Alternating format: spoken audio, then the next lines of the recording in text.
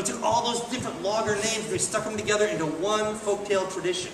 And to this day in Minnesota, they talk about one famous tall-tale logger. Anybody know the name of that famous logger? There are statues of him in some places. Paul Bunyan, exactly. And this is one of those stories.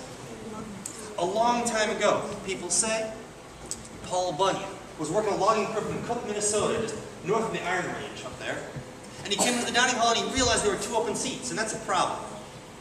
You see, there's always so much work to do.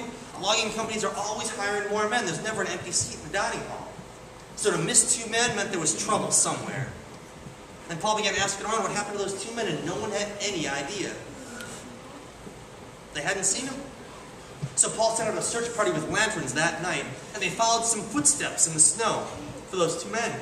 And the footsteps walked out into the snow and stopped. Now they knew it wasn't a wild animal that had got them because there weren't any tracks for a mountain lion or a bear.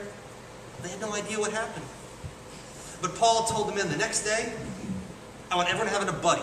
You get with the buddy, you stay with your buddy the whole day unless a problem happens. If a problem happens, you run right back here and tell us right away. We gotta find out what's going on. And so the men chose buddies and went off into the woods and began chopping down trees in the snow there.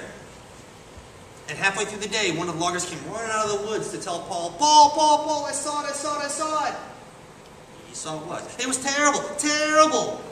What was terrible? And this creature, it was like a giant bug-like thing. It had these 2 buzzy wings and 6 little skinny legs and a long beak, and it grabbed Sven and carried him off for dinner. And Paul said, really? Because he had heard stories about these things. He thought they were just legends. There's only one creature that could do that sort of thing. It was a giant Minnesota mosquito. Bigger than a person. Could carry you off for dinner if you were an adult. Carry 2 people if they were kids. And Paul knew right away they had to do something about this problem.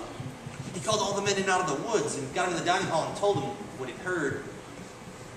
Now some of the younger loggers, they thought that guns solved everything. So they said, well, Paul, why don't you just go shoot it? Paul said, we can't do that to giant mosquitoes. Their skin is so thick. You shoot them, it just makes them angry. Gotta do something else. Lucky for them, they had an immigrant in the group, a guy named Ati from Finland. And he raised his hand and he said, Paul, back in the old country in Finland, when the mosquitoes is bad, we stoke up the sauna. And the mosquitoes, they don't like the heat, they don't like the steam, they leave us alone.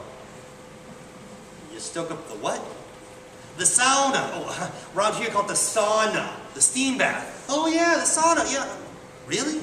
Mosquitoes don't like that? No, they hate it. That gave Paul an idea.